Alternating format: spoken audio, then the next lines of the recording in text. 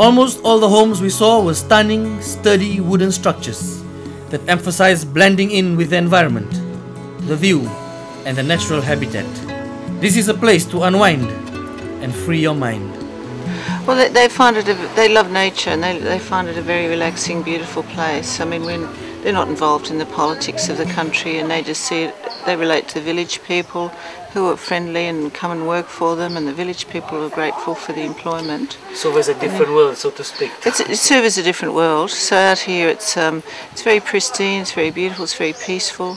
The real Fiji. Real Fiji.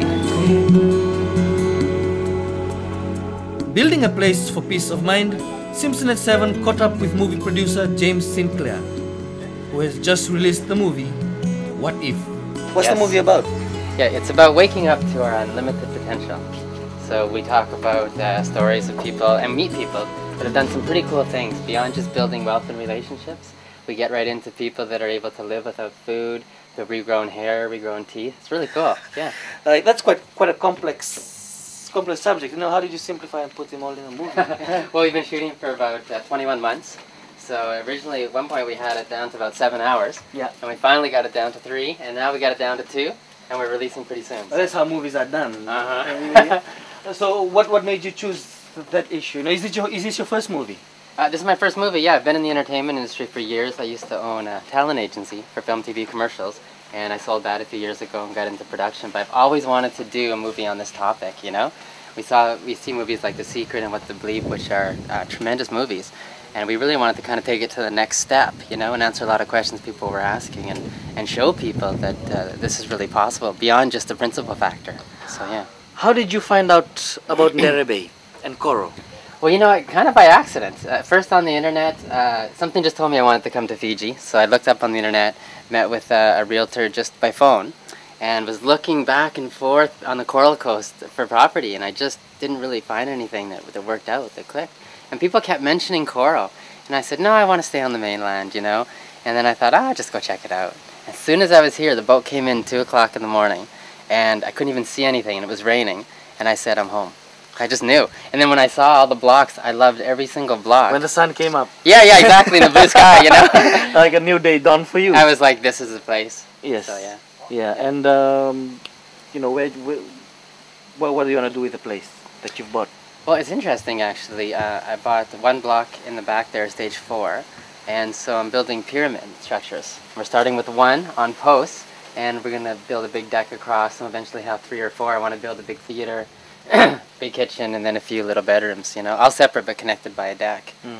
So. You know, what do you think drew you to this island? You know what? I guess just a feeling of when I got here, it just felt like home, and it just felt right. I mean, the views are amazing, the trees are amazing. I connected with a lot of the people that are here. They're really cool people. Great. So it just seems like a spot. Yeah, awesome. Yeah. Thank you. Yeah, you're welcome.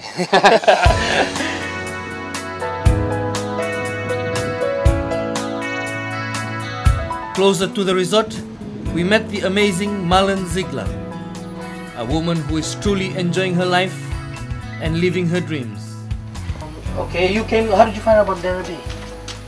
I've been coming to Fiji the last 30 years. Okay. And I feel that Fiji is the best place in the world. And then I didn't want to be in one of the big cities. I didn't want to go to Suva, to Nadi, to Taveuni. Yeah. So, and I didn't want the Yazavas, the Mananukas. There's too much tourism going on there. And so Koro was on the internet, and I found out about Koro on the internet.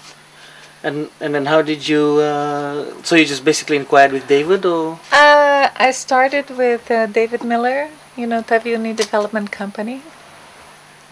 And I came here 2005. And I hired a boat, Captain Terry, and took me from Savu Savu here. And I came into Dere Bay. I jumped in the water, and I knew this was home. Let's go, so you can describe where you jumped from. Let's get a look. See the beautiful... Yeah, you've got quite some garden. And it's just young. I mean, my guava trees. I mean, this is just, since you just built, so you built the house I just finished building it last November. Okay, so 2 years to build? It took 1 year to build the house and 3 months for the jetty.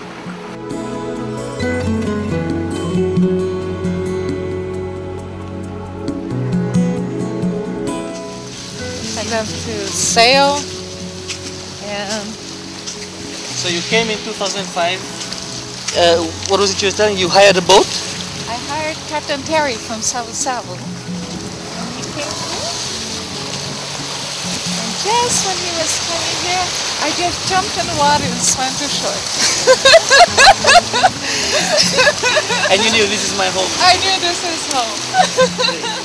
Well, I started calling for the available beachfront properties. And so the gentleman that I asked, if we're interested, no. And I came to this one was a gentleman from South Africa. So I called him from San Diego because I went back. And I called him in South Africa. And on the third ring he answered. And I said, I'm Marlon's. And I just came from Koro. And I would like to know if you're interested in selling your land. And he said, well, it's interesting. My wife and I were just talking about selling it. I said, well, how much do you want? So he gave a number and I paid that number. I didn't Negotiate. negotiate. You thought it was worth every cent. Absolutely.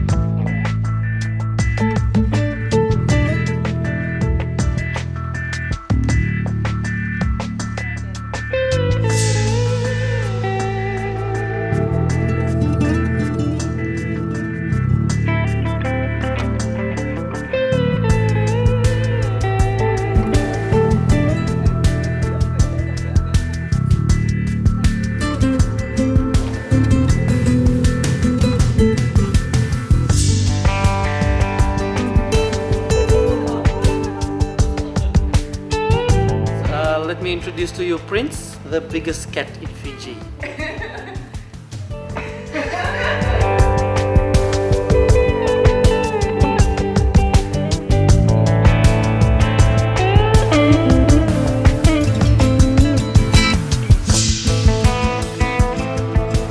It's true, it is beautiful, and the lots aren't expensive. I mean, but we've been able to do that. We also want to be self-sufficient. We're quite 186 acres next door as well as the 500 acres, and that's mainly going. We've put a small resort in front, but that's mainly going into growing of crops and so on. Like everyone, Koro is self-sufficient, so we should be too. We see ourselves as the 15th village of Koro.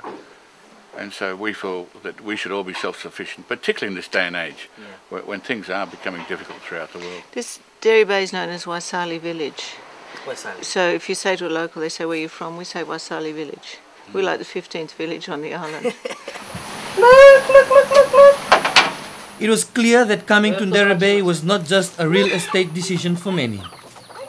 It was a spiritual experience, and Koro was a special place.